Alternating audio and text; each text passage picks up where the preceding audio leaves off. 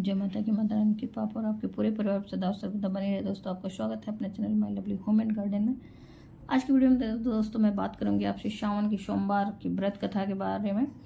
तो दोस्तों, सावन सोमवार की व्रत कथा के अनुसार अमरपुर में जो प्राचीन व्रत कथा है उसके अनुसार दोस्तों, अमरपुर में एक धनी व्यापारी रहता था, लेकिन उसे चिंता एक बात की सता रही थी। उसके पास धन धान्य तो बहुत थी, लेकिन उसकी कोई संतान नहीं थी। इस वजह से उसे चिंता हमेशा बनी रहती थी कि उसके मरने के बाद उसके संपत्ति का देख रेख कौन करेगा। उसका कोई वारिस नहीं था दोस्तों, और वह इस वजह से चिंतित रहता था। लेकिन भोले शंकर की, भोले बाबा की कहा जाए कि सेवा नित्य किया करता था। भोले शंकर की सेवा करता था, पूजन अर्चन करता था विधि विधान से, और उसके बाद वो हर सोमवार को व्रत धारण करता था और मंदिर में जाकर शिव जी की पूजा किया करता था और शाम को भी दीपदान किया करता था। इस प्रकार से उसके कई वर्ष बीत गए, और इस तरह से उसकी प्रार्थना और उसकी पूजा को देखते हुए माता पार्वती ने एक दिन भोले शंकर से प्रार्थना की, हे प्रभु, ये आपका सच्चा भक्त है और ये एक संध्या काल का शिव भोजन सोमवार का खाता है और हर सोमवार की आपकी व्रत भी धारण करता है और बहुत दिन से आपकी सेवा कर रहा है। ये आपका सच्चा भक्त है, आप इसकी मनोकामना पूर्ण करें। भगवान ने कहा कि इसकी भाग्य में संतान सुख तो लिखा ही नहीं है। माता ने कहा नहीं, आपको इसकी मनोकामना पूर्ण करनी होगी। तो माता के बहुत आग्रह करने पे भोले बाबा ने कहा अच्छा ठीक है। तो फिर उन्होंने उसी रात में उस धनी व्यापारी की स्वप्न में आए और उससे कहा कि तुम्हारे पुत्र होगा, लेकिन उसकी आयु सिर्फ 16 वर्ष की होगी। तो वह जो व्यापारी था उसे सुन के खुशी तो हुई, लेकिन बहुत ज़्यादा खुशी नहीं हुई, क्योंकि जब उसे पहले से पता था कि उसके पुत्र की आयु 16 वर्ष की ही है।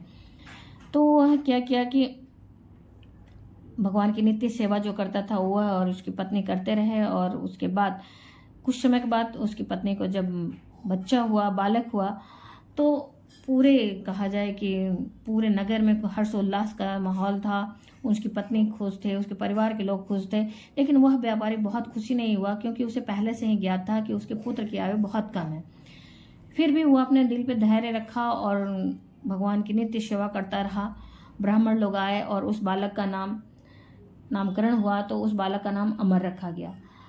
फिर इस तरह से दिन प्रतिदिन बीतते गए, वह बालक बड़ा होने लगा, और जब वह 12 वर्ष का हुआ तो उसके पिता ने उसके मामा को बुलाया, दीपचंद को, और कहा कि इसे आप शिक्षा ग्रहण करने के लिए वाराणसी ले जाइए, और धन दान दे के उन्हें विदा कर दिया। तो इस प्रकार से अमर और उसके मामा दीपचंद नगर से अपने चले गए, वाराणसी के लिए निकल पड़े। और जब वह चलते गए रास्ते में जब भी वो संध्या काल का विश्राम करने के लिए कहीं रुकते, तो वहाँ पे यज्ञ करते, पूजन करते और ब्राह्मणों को भोजन करते, दान पुण्य करते। इस प्रकार करते करते वह लंबी यात्रा तय करते हुए एक नगर में पहुँचे, और उस नगर में बहुत ही साज सज्जा की हुई थी, क्योंकि उस नगर के राजकुमार जो राजा थे उनकी पुत्री चंद्रिका का विवाह था। इस वजह से नगर को दुल्हन की तरह सजाया गया था। और वहाँ पे संध्या काल जब हुई तो अमर और अमर के मामा दीपचंद वहाँ पे रुके, और उसी समय निश्चित जो समय होता है उस समय बारात आई, और बारात आई तो बारात जनवासे में रुकी। फिर उस समय हुआ क्या कि वो जो बारात था, बारात के जो बारात दूल्हे के पिताजी थे वो बहुत चिंतित थे, क्योंकि वह यह सोच के चिंतित थे कि उनके पुत्र का एक आंख से वो काना था।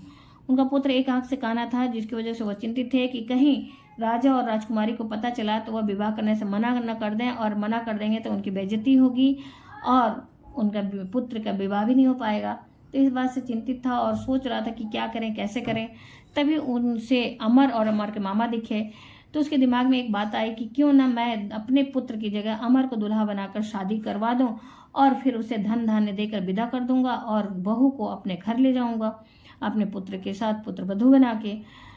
तो वह यह सोच के उसने यही कार्य किया और दीपचंद से बात किया। तो फिर उस अमर के मामा दीपचंद पैसे के लालच में हाँ कह दिए, और जब वो हाँ कह दिए तो अमर को दूल्हे का वस्त्र पहनाकर बारात के साथ शादी के लिए राजा के घर पहुंचे वो लोग। फिर वहाँ पे राजकुमारी चंद्रिका के साथ अमर की शादी करवा दी गई। अमर की शादी हो गई और खूब धन धान के साथ धूमधाम से राजा ने अमर और चंद्रिका की विदाई की।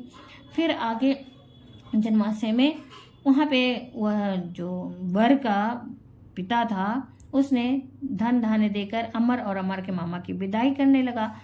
तो यह बात देखकर अमर को जो सत्य बात थी वह छुपा नहीं पाया अमर, और उसे बहुत तकलीफ हो रहा था कि मैंने ये गलत काम किया है, पाप किया है। उसने राजकुमारी चंद्रिका के ओढ़नी पर, दुपट्टे पर यह लिख दिया कि जिससे तुम्हारा शादी हुआ वह तो मैं हूँ, और मैं पढ़ाई के लिए वाराणसी जा रहा हूँ, और तुम जिसके साथ दुल्हन बन के रहने वाली हो वह एक आंख से काना है। तो चंद्रिका को जब ये लिख के वह चला गया वहाँ से, तो चंद्रिका जब वो अपने ओढ़नी पे इन सब बातों को देखी तो वह उस व्यक्ति और उस काने वर के साथ जाने से मना कर दिया। फिर क्या था, राजा ने अपने पुत्री को अपने घर में रखे, और फिर चंद्रिका अपने वर के इंतजार करने लगी। फिर इस तरह से रास्ता तय करते हुए जो अमर थे और अमर के मामा दीपचंद वाराणसी पहुंचे। वाराणसी में अमर की शिक्षा दीक्षा होने लगी। अमर के मामा और वही उनकी नित्य की क्रिया रही, यज्ञ करना, हवन पूजन करना और ब्राह्मणों को भोजन कराना, और उसके बाद सेवा भाव करना, दान पुण्य करना। इस तरह से जब अमर का 16 वर्ष पूर्ण होने वाला था तो उस दिन भी हवन और यज्ञ हो रहा था। फिर क्या था, अमर की तबीयत धीरे धीरे खराब होने लगी, तो वह आके अपने मतलब जहाँ भी वो लोग रह रहे थे वहाँ पे आ गया। तो वहाँ पे उसकी तबीयत खराब हुई और वह उसकी मृत्यु हो गई। फिर उसके मामा जब यह देखे तो वह विलाप करके रोने लगे, बहुत ही रुदन करने लगे, चिल्लाने लगे। तो इस तरह से रात्रि में जब ये सब चीज़ें होने लगी तो माता पार्वती वहाँ से गुजर रही थी भोले शंकर के साथ, और उन्होंने देखा तो ये तो वही बालक है।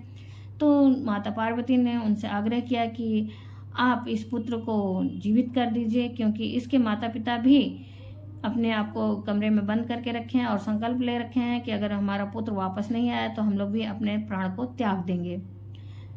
तो भगवान तो भोलेनाथ हैं, और माता जब आग्रह करने लगी, बहुत ही विनती की, तो भोलेनाथ ने अमर को फिर से जीवित कर दिया।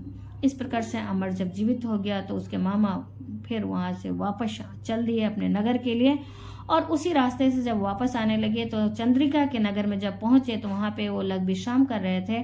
तो राजकुमारी मतलब राजा जो थे वह देखे कि ये तो वही बालक है और यही वो उसके मामा है। तो राजा उसे अपने घर ले गए और अपनी बेटी चंद्रिका की धूमधाम से खूब धन धान्य दे के, बहुत सारे सिपाही वगैरह के साथ, नौकर चाकर के साथ उसकी विदाई किए। फिर इस प्रकार से वो लोग रास्ता तय करते हुए अपने नगर को जब पहुंचे, मामा दीपचंद और अमर और चंद्रिका जब अपने नगर अमरपुर में पहुंचे तो पहले से उन्होंने सूचना सिपाहियों को भेजकर व्यापारी के पास पहुंचा दी। तो व्यापारी और पूरे नगर को सजाया गया, और फिर उनका स्वागत करने के लिए उनके माता पिता आए, और इस प्रकार से उस व्यापारी की जो इच्छा थी वो पूर्ण हुई। तो दोस्तों, भगवान से मेरी यही प्रार्थना है कि भगवान जिस प्रकार से आपने उस व्यापारी और अमर के प्राण की रक्षा की और उसे धन धान्य दिया, सब कुछ दिया, उसी प्रकार से कहने सुनने वाले सभी की मनोकामना पूर्ण करें और उन्हें सब चीज़ प्रदान करें भगवान। तो दोस्तों, उम्मीद करते हैं कि ये कथा आपको उपयोगी लगी होगी, और उपयोगी लगी तो आप तो लाइक तो अवश्य करें। आपसे अनुरोध है, क्योंकि आपके लाइक से हम लोगों को ऊर्जा मिलती है। अपने फ्रेंड्स और फैमिली में भी आप ज़्यादा से ज़्यादा शेयर करें। आप मेरे चैनल पर नए हैं तो मेरे चैनल को सब्सक्राइब करें, बेल नोटिफिकेशन अवश्य ही दबाएं, जिससे आने वाली वीडियो की जानकारी आपको समय से प्राप्त हो सके। दोस्तों, फिर मिलते हैं एक नई जानकारी के साथ नई वीडियो में। तब तक के लिए जय माता की, माता रानी की कृपा आप और आपके पूरे परिवार सदा और सर्वदा बनी रहे। दोस्तों, हर हर महादेव।